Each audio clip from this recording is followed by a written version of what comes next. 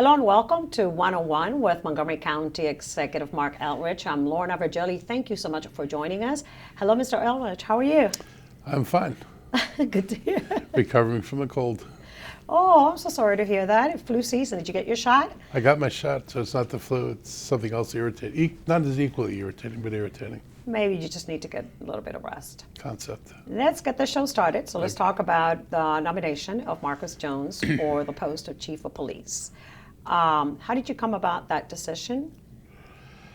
Well, as you know, I had a very difficult time getting the council to seriously consider the first candidate. And then the second candidate, who everybody said great things about, suddenly questions began coming up. And at the end of the day, he wasn't confident that the council or how the council would deal with some of the issues. None of them were professional issues. They all had to do with retirement and what he might or might not be eligible for.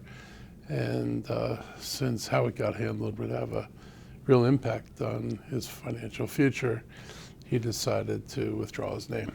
And so I thought about where we were, and Marcus had been one of the top candidates recommended anyway. And I went to talk with him because I think, I'd made my concerns about the department, particularly the ability to deal with a lot of the issues that have increasingly been coming up about the nature of policing. And I talked with him about how he felt he could manage those issues and if he'd be able to be supportive and if this is something he was comfortable with. Then he said yes. And so we had a good, long conversation, and I decided to move forward with his nomination. So part of that conversation was what you had mentioned before, that you wanted something a little different within the police department. Yeah, I mean, I was concerned, about protectual stops, as were a lot of other people. I was concerned about the way some people are stopped and the frequency of stops. And, people have raised issues about profiling. They've been raised issues about, are we really spending our time doing some of the time things that we're doing?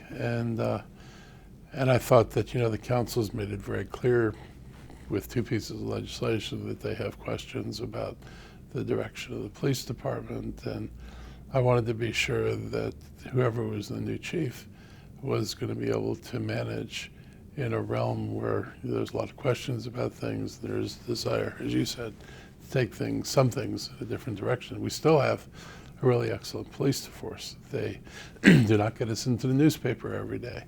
They do a really good job. We have declining crime rates, so we have lots and lots of good indicators, but there are things we can improve, and they're important to the community and important to me. So he's a candidate that stands well with the majority of county council. Yes. Okay. Let's transition to the fiscal year 2021 operating budget. You've been hosting the forums throughout the county. First and foremost, what does the financial picture look like? So we don't fully know because as of today, of course. As of today. So we wait for the tax returns to come in from what was filed in those of us who filed our taxes by April 15th. And so we wait to see what comes in from those returns. And in the past few years, we've been disappointed, and it's created problems sometimes for the existing budget and sometimes for the previous year's budget that we were in. And so far we haven't gotten any bad news, and the state's revenues appear to be up somewhat, so we're optimistic that we may be benefiting from some of the upside that the state is seeing. I don't think it's going to be a lot, but anything that's positive is better than anything that's negative. I think that's a pretty safe rule to have. Balanced, pretty much. Pretty much balanced. And we've been looking out, we are going to do 10-year projections. We think it's important to have longer-term projections. And one of the things that we've looked at is that over the long term, it looks like revenues and expense increases seem to track pretty close to each other. And the good news is that the expense side doesn't seem to be wildly outrunning the revenue side. But on the other hand, if things track close together, it's going to make it very hard to do anything new and anything different.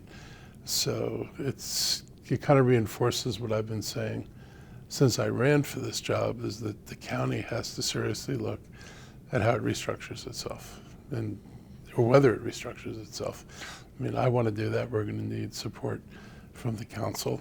We may need some tools that we don't have right now at our disposal, but we think it's important to make sure we're getting the best value out of our tax dollars, that we're able to do analysis at a deeper level than we used to be able to do it.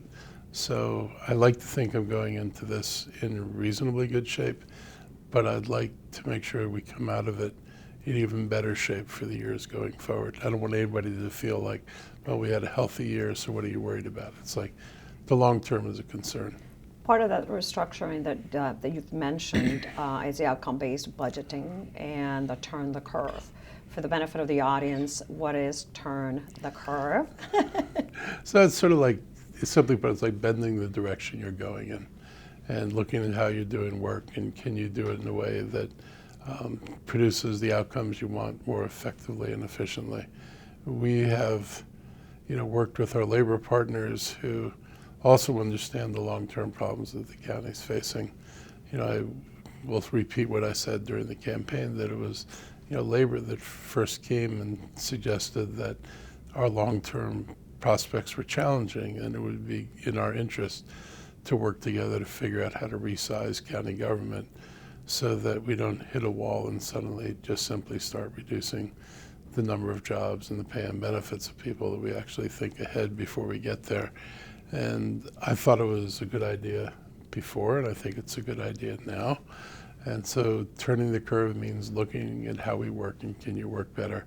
Outcomes-based budgeting is, we're focused on the outcomes. So when we're doing the budget, we're saying, what do we want to produce? What resources do you think you need to produce that? And then holding people accountable at the end for being able to say we produced what we said we were going to produce. So the outcomes need to be what you say they are, and the outcomes ought to be what you're funding. Okay. We're going to talk about your 7 key indicators as soon as we come back. We're going to take a very short break, and we will be right back with Montgomery County Executive Marc Elrich. Stay tuned.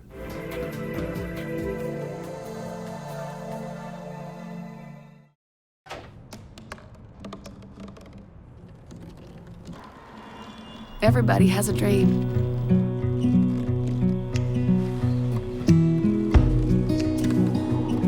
Mine was to see the ocean. And with a little help,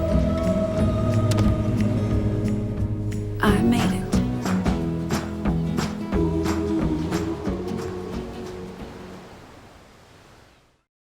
Home fire drills give your family a plan of action. In a home fire, you may have less than 2 minutes to get out. So when you drill, show everyone 2 ways out of the house, pick a safe meeting spot, and get there in under 2 minutes. Then practice home fire drills at least twice a year. You can even make them fun. So everyone knows the sound and exactly what to do when they hear a smoke alarm. Go to ready.gov/fire drill and learn how to prepare your family for home fires. If you think someone might be considering suicide or drugs, be the one to help them by taking these 5 steps. Ask, keep them safe, be there, help them connect, follow up. If you're struggling, call Lifeline at 1-800-273-TALK or the 24-hour crisis center at 240-777-4000. Be the one to help. Learn more at betheone.org. I love taking care of my mom. It wasn't easy at first. She learned how to better communicate her needs. And you learned how to not ignore yours. I discovered how to make healthier meals. And I discovered how much I enjoyed them. Becoming a caregiver is a learning experience for everyone.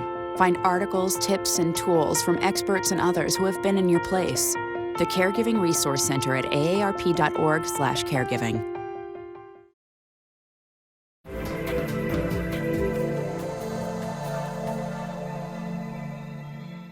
Hello and welcome back to 101 with Montgomery County Executive Marc Elrich. Once again, I'm Lorna Virgili, and thank you for staying tuned.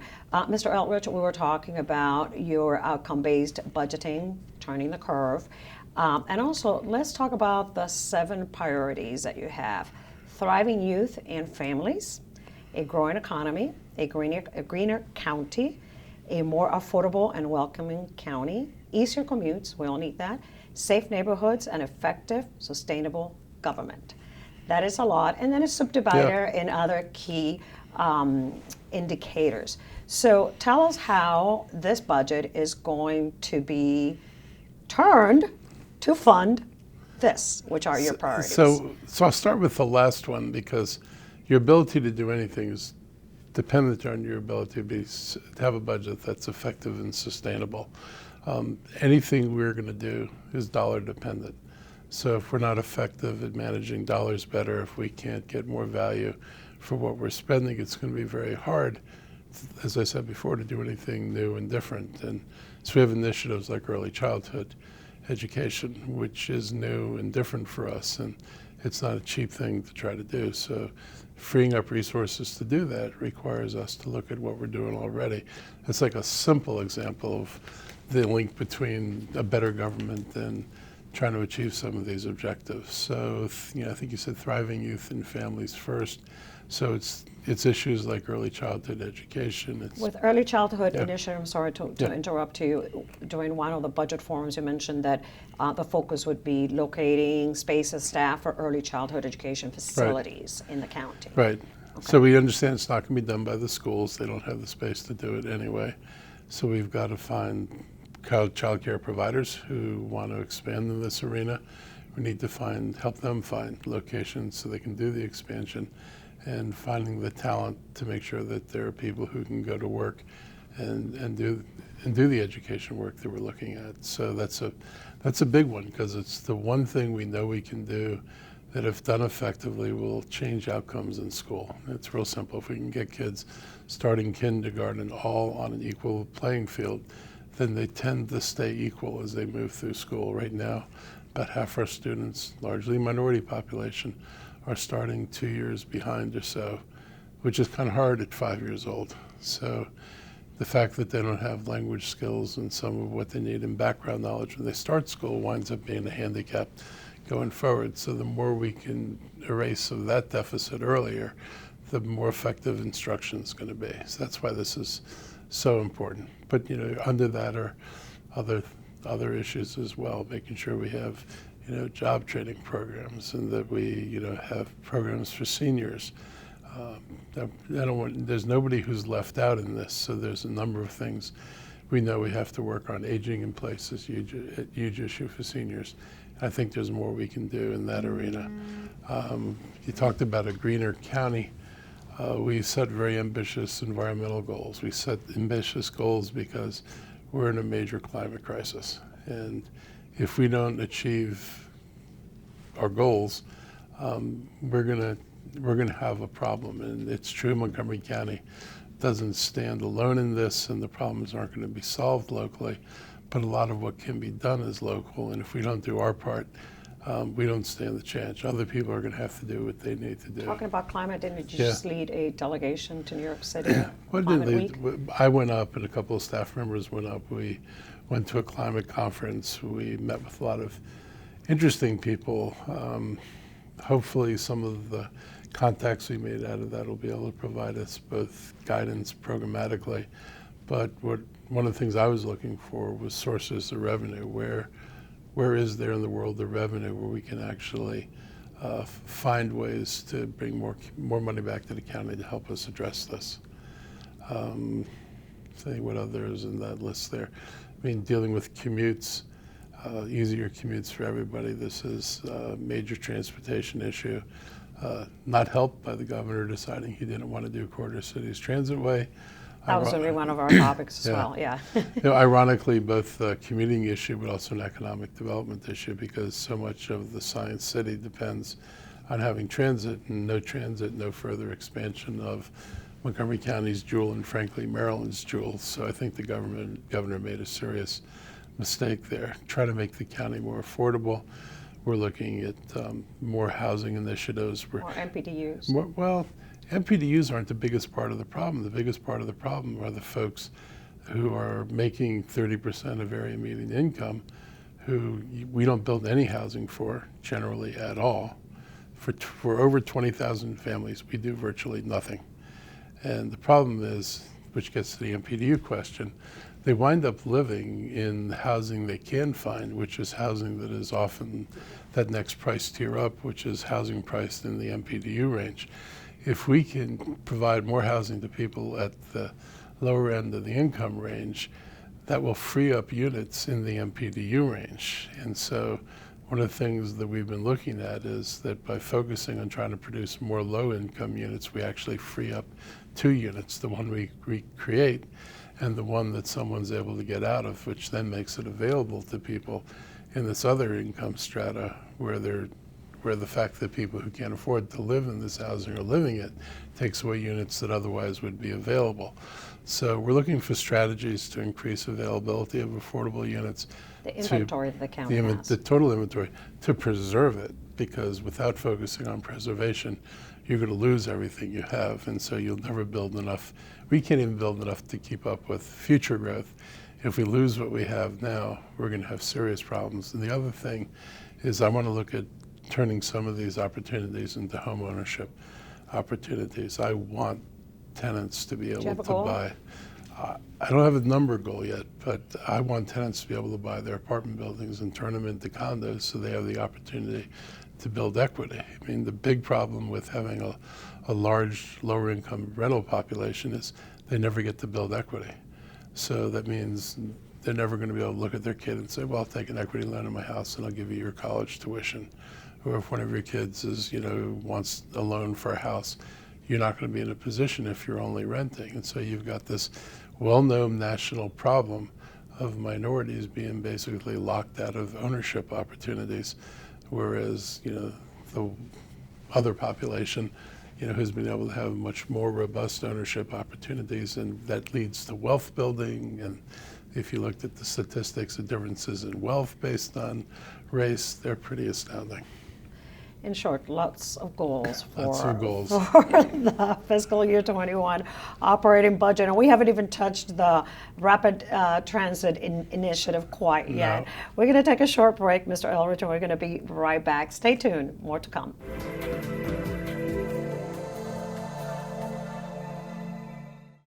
Hey everybody, Adam Ortiz here talking to you about how to gift outside of the box this holiday season. So there's a lot of things that we can do to give to our loved ones while giving back to the environment. So one way is to give the gift of energy savings. So a new air filter or LED bulb, stuff that you can pick up from your local home improvement store, can go a long way. Also using reusable materials as gifts, such as this water bottle or this reusable bag, are a way to save our environment and look cool while doing it. Also, if we have to buy stuff, there's a lot of resources right here in our county. So from the Agricultural Reserve, there's lots of fruits and craft beer and wines and things that we can buy, as well as arts and crafts from around the area. We can also give the gift of experiences. So a gift certificate for a dance class, a massage, or yoga can go a long way while providing a low carbon footprint. So this holiday season, as we give, let's not be a screw to the environment. These ideas and more are available on our website, and we're wishing you a very happy and safe holiday season. Did you know there are more than 10,000 county government phone numbers? But there's only one number you need to remember for non-emergency calls: 311. MC311 is Montgomery County government's online telephone information system. Need information? Have a problem or complaint? Trying to locate a county government facility? Call 311. The call center is open Monday through Friday, 7 a.m. to 7 p.m. The website is available 24 hours a day, 7 days a week. The next 30 seconds can save you a lot of money. Just do your laundry in cold and stick to full loads. Auto sleep your computers. Plug your gadgets in a power strip and switch it off when you're done. Headed out? Turn back your thermostat by 10 degrees. And drive sensibly. The more energy you save, the more money you save. Find other great tips at energysaver.gov.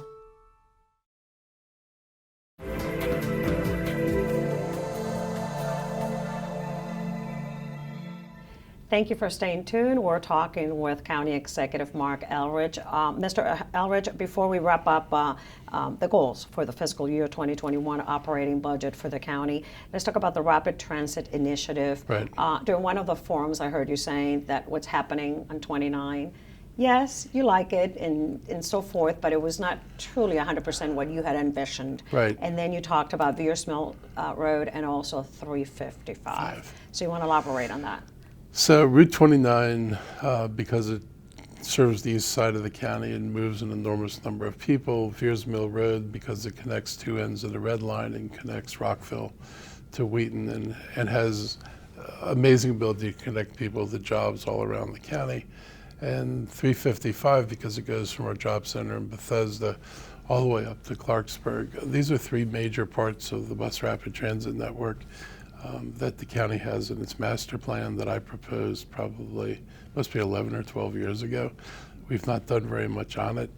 On Route 29, we're going to be opening up. It's going to be faster than it is today, but below New Hampshire Avenue right now, it's still going to be running in mixed traffic. So I've told them you can't call this bus rapid transit, use the other name, but until we actually get the dedicated lane in there, it's not really as fast and effective as it should be. So we're at stage 2. We're looking now at designing an upgrade to what we're going to be putting in place. And fortunately, it's not massively expensive and not undoable. We're looking at Veers Mill, again, because of its important connection, and then 355, where you have this enormous amount of traffic that comes out of the northern part of the county going south. So we're looking at how do you serve that with transit to get people the jobs going south? How do you connect people above the metro to the metro, which at Shady Grove, which is really, really important.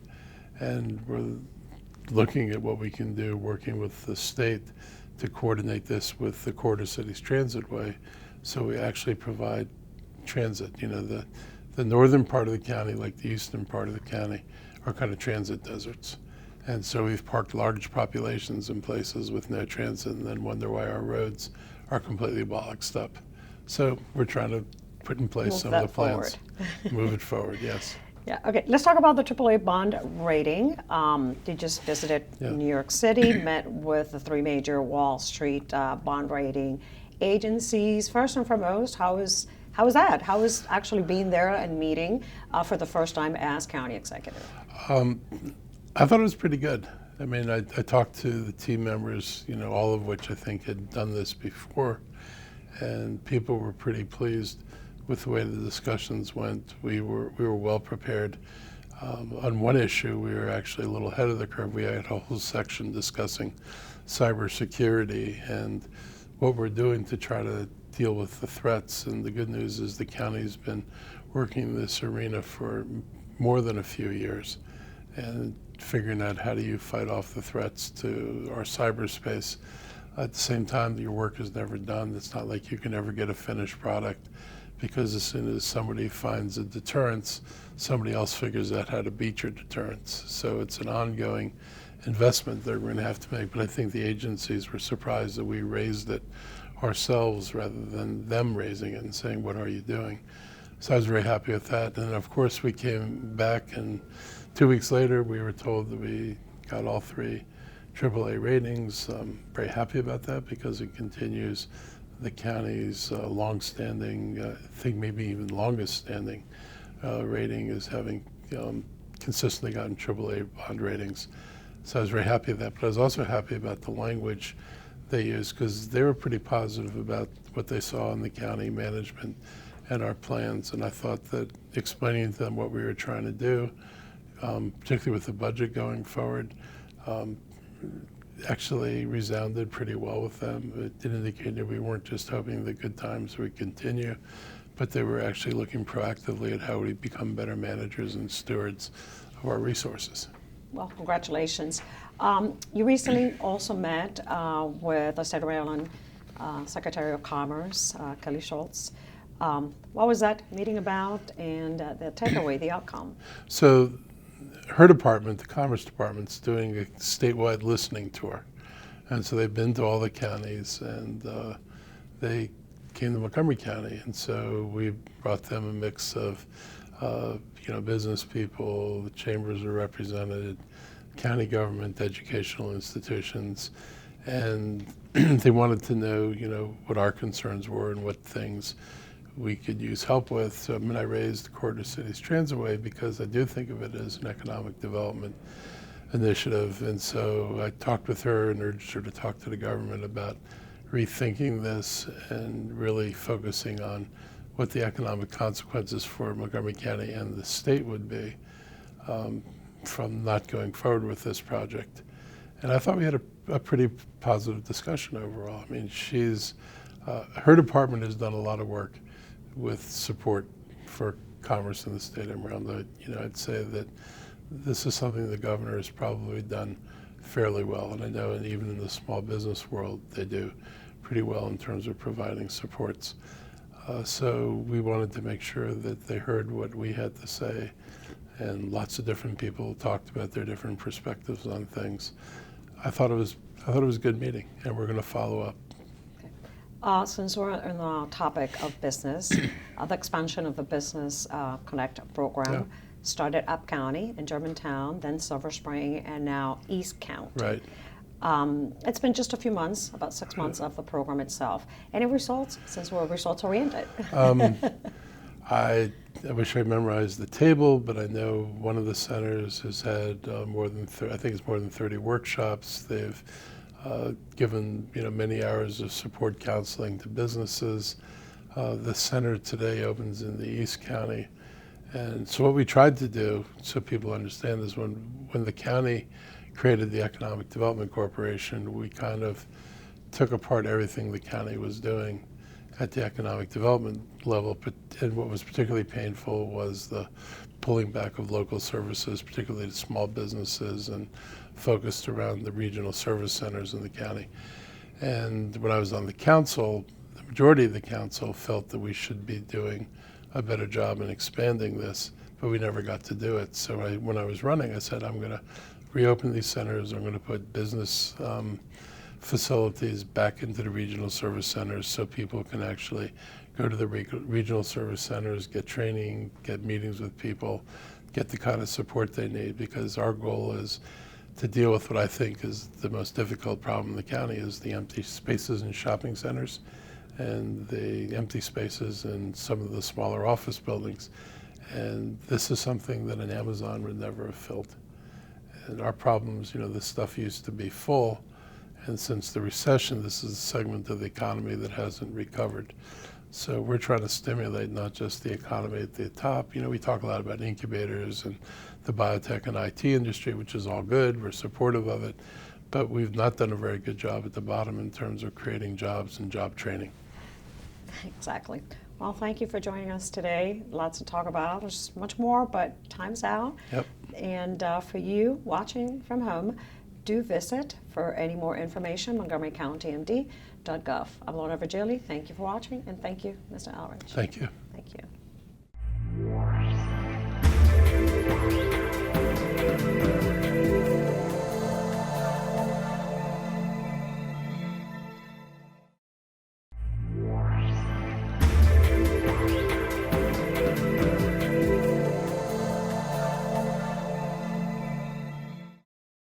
In Montgomery County, we have a goal to reduce waste and recycle 70% of all waste by 2020. By recycling and reducing waste, we save natural resources and make our community even better. So recycle at home, work, school, everywhere, and keep recycling going. For more information, call the Montgomery County, Maryland Division of Solid Waste Services at 311 or visit montgomerycountymd.gov/recycling. Keep it going. Recycle more now. Introducing Ride on Flex, Montgomery County Department of Transportation's new on-demand transit service to help you get around and define Rockville and Glenmont-Wheaton zones. Riding the Flex is easy. Download the Ride on Flex app. Select your pickup and drop-off locations within the zone. And go to your pickup location, a corner near you. And you ride for $2 or less. Visit rideonflex.com for service areas and hours of operation.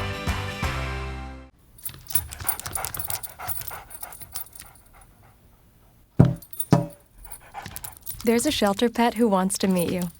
Meet one today. Visit theshelterpetproject.org. Adopt.